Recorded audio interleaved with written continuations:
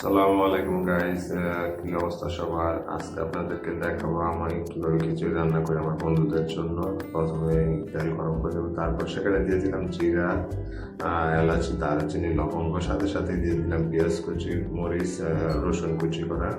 কারণ হালকাভাবে মিলে নিচ্ছে। আজকে আমার খিচুড়িটা হবে সবজি দিয়ে। আমি সবজিগুলো আগে থেকে রেডি করে রেখেছি।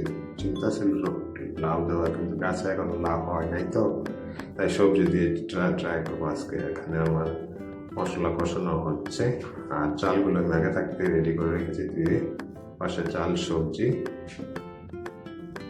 আমি চালগুলো এখন হালকা ঢেলে দিচ্ছি, আর চুলার তাপটা মিডিয়াম আঁচে রেখেছি যেন না পুড়ে যায়। হালকাভাবে নেড়ে দিচ্ছি সুন্দরভাবে, সুন্দর ঘুরিয়ে ঘুরিয়ে সবগুলো চাল একসাথে মিক্স করে নিচ্ছি। চাল ডাল একসাথে মিক্স করে নিচ্ছি।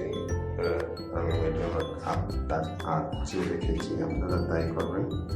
আর আমি এখানে গরম পানি ইউজ করেছি, আপনারা চাইলে ঠান্ডা পানি ইউজ করতে পারেন। আমি গরম পানি ইউজ করেছি।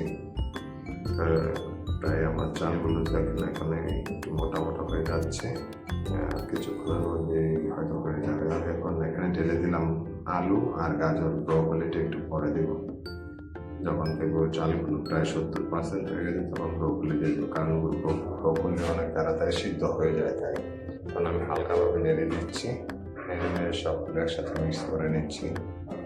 প্রায় হয়ে গেছে আমাদের খিচুড়িটা। আশা করি ভালো হবে। আমার বন্ধুরা খেয়ে পরে রিভিউ দেবে, জানি না কেমন হয়। আশা করি ভালো হবে, আলহামদুলিল্লাহ। দেখতে খুব সুন্দর লাগছে, মাশাআল্লাহ।